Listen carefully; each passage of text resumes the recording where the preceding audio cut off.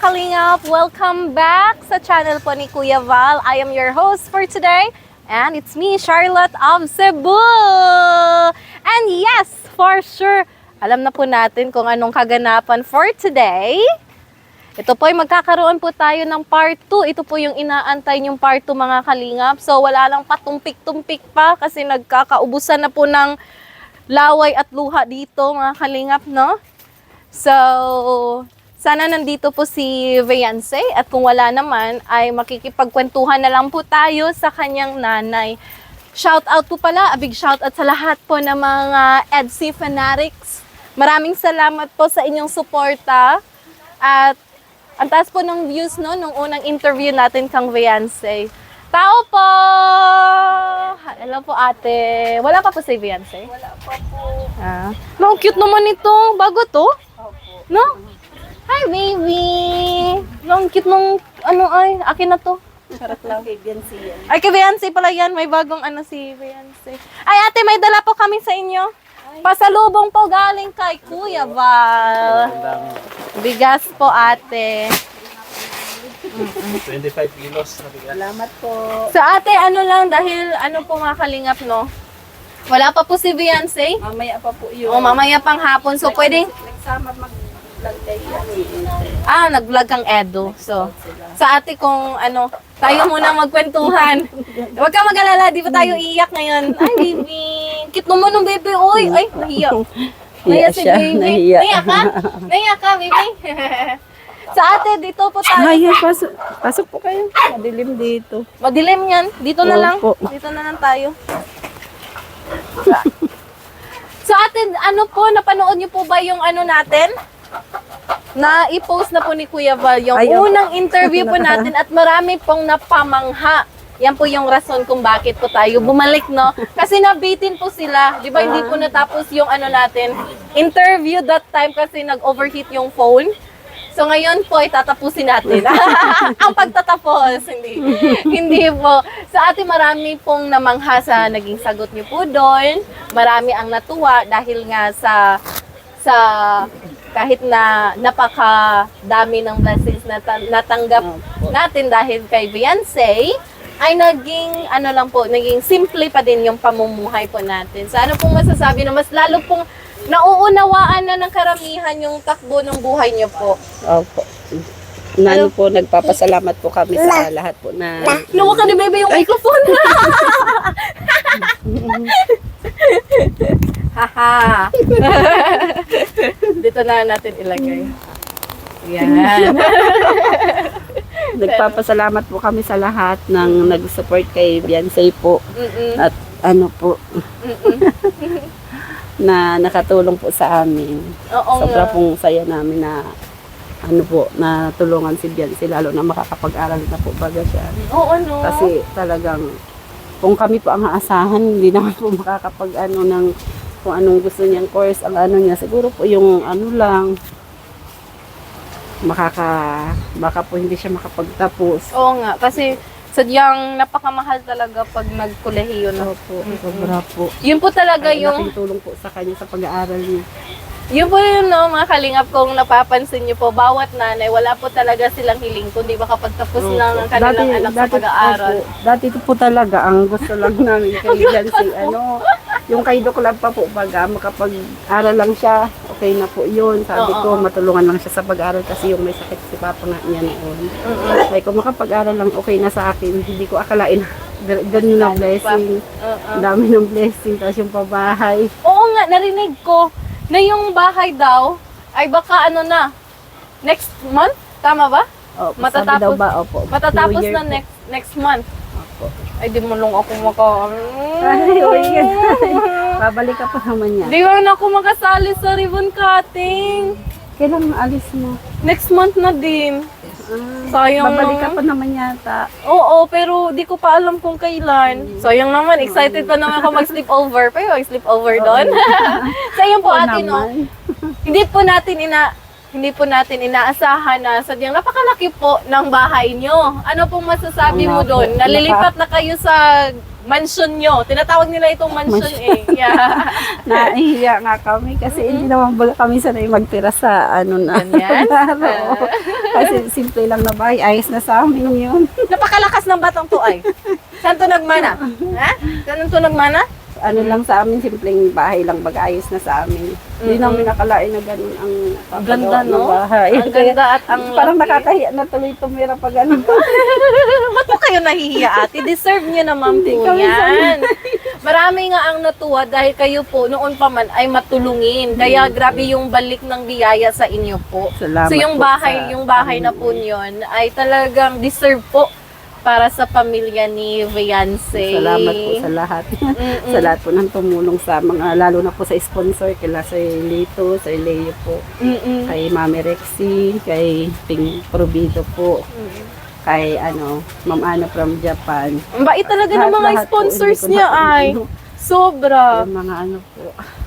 Sobra Laking po. pasasalamat ko din kasi yung mga supporters ng Viance ay hindi din sila nag-atubili na suportahan yung channel Mga ko. po, sobrang bait nila po kahit na hindi po kaano-ano baga, parang hindi sila na ng tulong. Nakakahiya na nga po. Ngayon po ate, bilang isang ina ni Viance, ano pong mensahe niyo sa kanya? Kasi nga may mga anak, di ba? Naitanong ko na kasi ito sa papa niya at kung hindi ako nagkakamali, ay hindi ko na itanong sa'yo, nais ko din malaman yung panig mo tungkol dito. Yung anak natin ay nagbabago din yan, no? Lalo na sa ugali. Anong masasabi mo kang Viance kung magbago man ang ugali niya? Ang masasabi ko lang sa kanya, yun kung ano ang ginagawa niya ngayon, yun lang, magpatuloy lang siya kasi hindi naman po baga siya maganda naman ang niya, kaya dapat wag siyang magbabago lagi.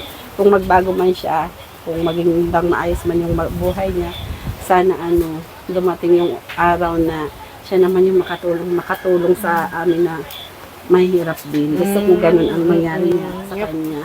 Pag nakapagtapos siya ng pag-aaral, nakatulong din sa mga mahirap na katulad namin. Yun yung gusto mong gawin ni Viance in the future. Oo, ang ganda nga, no? Kasi Ang ganda parang nga gusto ganun. ko din makatulong siya. Yung tulong na binigay sa kanya, din yung sa iba. Oo. Share niya. Oo, totoo yan. Napakasarap pakinggan, no, na ngayon bilang isang nanay ni Viance na ibalik yung biyaya na natanggap niya ngayon dahil nga sadyang Opo. ang dami talagang blessings na dumadating sa kanya. Ang dami ding nagmamahal sa EDC, no? Opo. Ano naman po ang mensahe mo kang Edo?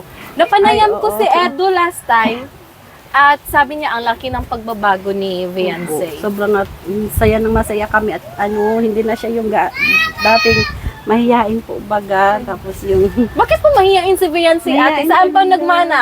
Saan nagmana? sa amin. Dati din nga, hindi ka ako makaharap pag nandyan na si Doklab na tayo. Ay, ganon? Nahihiya din po kayo? Nagtatago na kami noon pag nandyan na si Doklab. Bakit? na kami. Si Dr. Lam, ay grabe pa naman yung boses Opo. nun. Grabe din makipagkwentuhan yun. Nahiya pa kasi kami bago. Tapos sabi ko, yun nga, tinuruan ko siya, sige lang, sabi ko. Kasi sabi ni Dr. Love, huwag kang mahiya para sa kinabukasan mo ito, sabi ni Dr. Kaya yun, siguro nasa sayo na. Tsaka sa katulong ni Eds. Tsaka masasabi ko lang kay Edo, maraming salamat sa lahat ng support niya kay Viance. Tapos, kahit wala sa off-cam, nagchat-chat naman kaming dalawa ni Edo. Pag, May bulong sa Edo? charot lang. Kagabi nga, yun nga, sabi tita, pinapaalam niya naman sa akin. Tita, pwedeng isama si Viance pag-scout daw ngayon. Eko, okay lang naman kung gusto niya. Sabi ko, basta mag-ingat lang kayo kasi paulan po baga. Hatid niya na lang daw. Oo, sige. Ay. So malaki din po ang pasasalamat mo, ate kang Edo, no? Dahil siya yung umagapay talaga, tumulong sa pagbabago ni Viance. Tsaka sana marami pa siyang matulungan na naghihirap. Ang galingan ni Edo. Kaya, Napabilib din ako nung nagkaroon po kami ng interview doon. Yun, mapapanood niyo po yan sa aking channel mga kalingap. Nagkaroon po tayo ng interview kay Edo. At mas lalo talaga akong napamangha sa love team na ito. Dahil kitang-kita mo talaga, hindi lang yung pagtutulungan, kundi yung pagmamahal nila sa isa't isa. Kahit hindi sila, wala sila sa buwan. Talagang sinusuportahan niya si Beyonce. Sinusuportahan niya si Beyonce. Talagang ginagabayan niya sa pag binibigyan niya nga ng gamot. Sabi ko, Ay, napaka-sweet. sabi ko, siya naman. Bye-bye sa El. So ate, nais ko lang din po malaman, isingit lang po natin, no?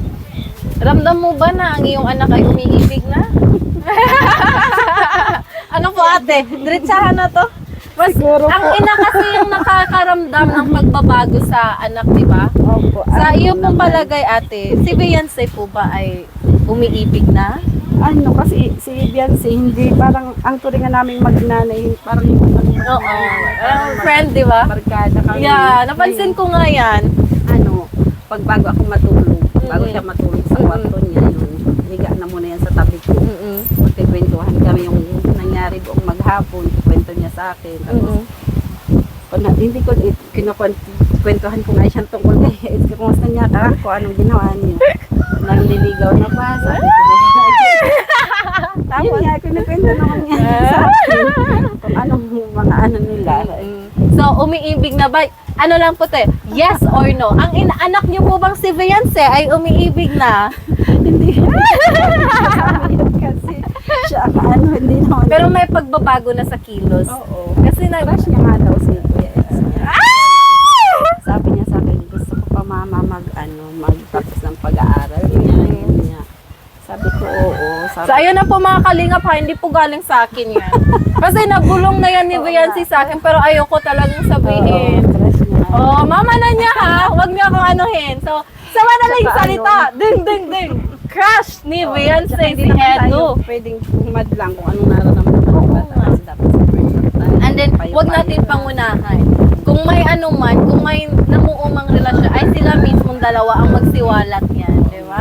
Oo nga. Nasa sa kanila na yung dalawa. Yes, pero ang importante ay suportado po ni ate, si Kalingap Edo. Oo, mabait si all.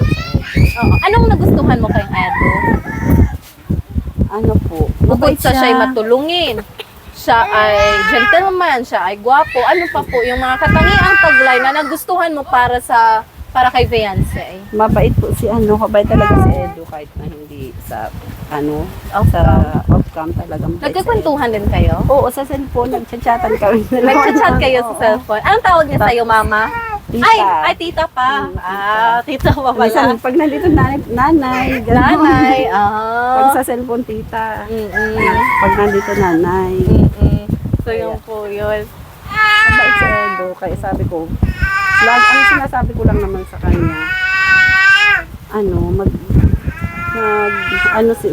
lagi silang mag-ingat, yun, may tiwala naman ako kay Edu. At kilalanin pang Malaking isa't tiwala isa, po, di ba? oo. Kasi hindi pa man sila umabot yata ng isang taon. O umabot na ng 1 isang year. taon? Magwa 1 year na. Magwa 1 year na ngayong December, right? Magwa 1 Oo, year. yun pala yung sinabi ni kung makakadalo ba?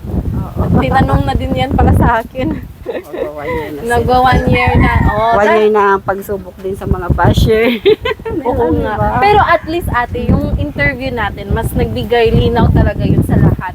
Marami pong napahanga sa iyo, lalong-lalo na sa mga magulang ni Beyonce. Dahil sabi nga nila, hindi ganyan yung ugali ni Beyonce kung hindi po dahil sa inyo.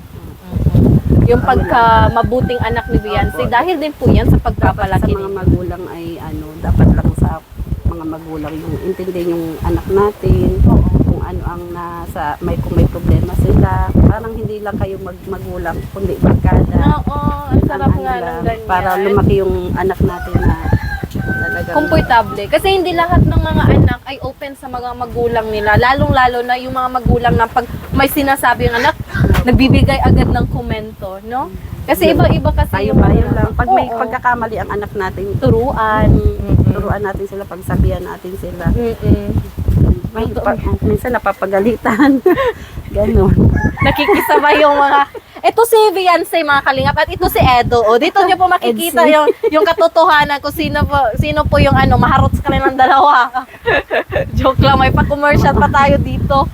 So ayun po yan, bilang isang ina, galing na po yan kang ate na yung gawin mo yung anak mo na parang maging barkada. Kaibiganin natin yung mga Kasi sa ganitong paraan kasi mas lalo din natin makikilala yung anak natin, di ba? para open siya sa ano, Sa lahat ng bagay. lahat. Tapos pangaral sa mga kapatid niya, Mm-mm. na tiyaga lang. Yun nga, sabi nga ni Beyonce, kailangan ko talaga para magtapos para sa mga kapatid ko. Oo, Lagi na nasabi sinasabi. din niya sa akin yan. Wala siyang ibang focus daw. Yung nagkaroon kami ng bulong. Ngayon na, napag-usapan naman. So, ayun, sabi niya gusto talaga niya makapagtapos. Sabi ko, sabi ko, tulungan tayo, tulong-tulong, ganun. Tulungan. Sabi ko, kahit walang trabaho si Papa niya, kaya naman namin sila. Ikaw, Ano, Beyonce, pag- ikaw, Beyonce, ha? Napakakulit mo ay. Sa baboy lang. Sabi ko, pag-alaga kami, ayos na kahit walang trabaho Papa niya. Mm-mm. Patuloy pa rin ang pagbababoy namin kasi doon kami kumukuha ng source of Kaya yun, no, di talaga, kung ano yung nasimulan nyo, yun talaga, yung pagbababoy nyo. kailangan nila yun para makapagtapos sila ng pag-aaral. Mm-mm.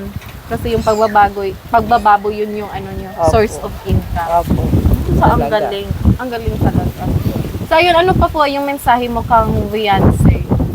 Ayun nga, magpakabait siya lagi. Tsaka, yun nga, hindi naman siya pili naman yung mga barkada na sinasamahan niya. Hindi siya mahilig talaga makibarkada. Oo nga. Parang hindi siya mahilig lumabas, no? Opo, kaya, Wala siyang mga barkada na pumupunta dito? wala po. Kasi noon talaga, hindi siya palalabas ng bahay. Mahiyain siya. Pero may mga classmate niya yun, iniimbitahan siya pag may birthday. Nadalo siya, pero pag wala ng okasyon, dito lang sa bahay. Ate, nais ko rin din pong matanong kasi nga yung nagkaroon tayo ng interview ay sadyang ano lang po yun, limit lang yung oras, no? Yung time na yun. Gusto ko pong malaman kasi nga napanood nyo na yung video na share niya na siya po yung breadwinner dito sa pamilya. Ano pong nararamdaman nyo na sa murang edad ni Beyonce ay nagsusumikap na siya para sa pamilya nyo po? Na ano din po ako, minsan naawa din po nga ako sa kanya. Kasi kung sabi ko na po, kung pinanganak lang kaming may kaya, hindi ka sana ganyan. Kasi hindi naman po baga natin, minsan napapagod din naman po siya. Kasi kaya, yun, parang minsan nalulot. Man, mag-iyak ka na naman kami nito. Ayoko nang umiyak. Galing na kami doon. Kina Carla at kina Roseanne. Ngayon, iyak na naman. Ayoko na talaga. But, Kung hindi naman sana kami mahirap po din. Hindi sana, hindi sana siya. it's okay. It's okay, ate. Ibuhos niyo lang. Ibuhos niyo lang. Hindi ko inaway mama mo, ha. Nagkwentuhan lang kami. Ito po, ate. Hindi naman siya mapapagod ng ganyan. Na may araw ba, may mga araw ba na napapansin mo na napapagod na si Beyonce? Oo, minsan naawa kasi ako. Sinasabi niya ba pag pagod na siya? Hindi siya nagsasabi. Hindi siya Nakikita mo hindi lang siya sa galaw. magreklamo. Hindi siya gano'n na bata. Ni minsan hindi siya nagreklamo na napagod siya, pero naramdaman mo. Masakit. Oo, sobra. Kasi kung sabi ko nga sa kanya, kung kami lang hindi siya mapapagod yung lang. So parang sinisisi may mga pagkakataon na sinisisi mo yung sarili mo dahil mahirap lang kayo, ganun po ba? Oo, tsaka dun sa mga basher, syempre yun, gano'n ba? Sabi ko siguro kung hindi ka nakaabigan, wala kang mga basher na.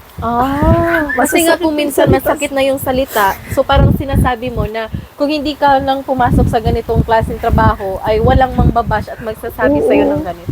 Yung hindi siya masasaktan kasi minsan parang maiiyak ka din pag minsan na mo siya na may nababasya siya. Ma, Oo. daw, tingnan mo yan. Pinapabasa niya sa'yo. Sabi ko, bayaan mo na, pinapalakas ko na lang yung Oo. loob niya. Pero ikaw mismo, sa loob-looban, masakit. Oo, sobra kasi yung sabihan siya na yung gano'n, na hindi naman nga gano'n siya, na parang ibang salita na yung masasamang salita na sa kanya, parang sakit nun sa akin. Ang sinasabi niya, yun nga, parang sa akin ang balik na mas masakit. Oo, Kasi totoo. ako yung nanay. Yan po yung sinasabi ko talaga palagi. Na yung mga pakomento po natin sa mga anak nila, wala talagang ibang masasaktan. Unang-una po talaga ay yung magulang. Yung magulang. Totoo po yan. Kaya So, sabi ko, pag lakas lang siya ng loob. Mm-mm. Ay, Mm-mm. So, magpakalakas lang po siya. Nagustuhan mo talaga ang microphone na yan? Ikaw na lang i-interviewin ko. Hawakan ko na lang sa ganun ay hindi niya maano. Ito. Ganyan. So, ayun po ate, no, ipagpatuloy po natin yung naging kwentuhan natin kanina. So, isa po sa ang pinakamasakit po talaga para kay ate, no, sa nanay ni Viance ay yung mga pakomento pong negatibo. Pero, gladly po talaga, nung latest interview po natin sa kanya, binasa ko po yung mga komento. At saka, ang nakakasaya po, kasi ang dami pong nakakaintindi. Ang dami na pong lalong-lalo na yung magulang na ni Viance, yung nagpa-intindi sa mga manunood po natin. Nag-change mind po sila dun. Mas lalo po nila kayong nauunawaan. Nagwala na siya kasi gusto talaga niyang anuhin. So, ayun po ate, pasensya na kung naging emotional po tayong dalawa. Si Viance po talaga ay malapit na sa loob ko. Malapit na po talaga kasi naiintindihan ko po siya. Hindi madali maging isang panganay. So ate, ano pong huling mensahe mo sa mga anak? Sa mga anak na nagtataguyod para sa kanilang pamilya? Ano po, patuloy lang po tayo sa na lang, talagang gabayan lang po natin ang anak natin kung ano po ang nila kasi tayo po ang magulang ang dapat na unang nakakaunawa sa ating mga anak. Totoo yan. Totoo po yan, no? Yung mga anak, nasabi ko na to kanina, na yung mga anak na nagtatrabaho para sa kanilang pamilya ay lalo-lalo na dapat nag-aaral sila pero pinagsabay talaga ate, no? Pinagsabay yung pag-aaral at saka trabaho. Napapabilib at napapahanga po tayo doon. Pero wag po natin kalimutan na yung mga magulang nila ay nasasaktan din. Nasasaktan dahil nga yung anak nila yung naghihirap. So maraming salamat po ate. May huling mensahe ka po ba sa lahat ng supporters at lalong-lalo na kay Edu? Ano po, maraming salamat po sa lahat ng supporters ni Viance sa pag-support niyo po sa kanya sa buong taon na ito. Sana po ay tulungan din po natin ng iba na mga beneficiaries ng Kalingap na para marami po tayong matutulungan. Ay, ang bait. Opo. Hindi lang po kayo nakafocus kang Viance. Napahanga po ako dun, no? First time ko po yan na parang yung anak niya po ay isa sa mga beneficiaries pero hindi lang sabi po ni ate na wag lang kang Viance yung tulong sa lahat po, no? Para pantay-pantay at ang sa ganun ay marami pa po tayong matulungan at mapasaya. So ate, maraming salamat po talaga sa oras mo. Ito po yung part 2 ng ating interview mga kalingap. Ang saya ko po kasi kahit lang to biglaan at maikli lang yung oras ay naipadama po natin sa kanya na lahat tayo ay nandito lang para sa EDC. Maraming salamat po ate and see you next time po. Bye-bye!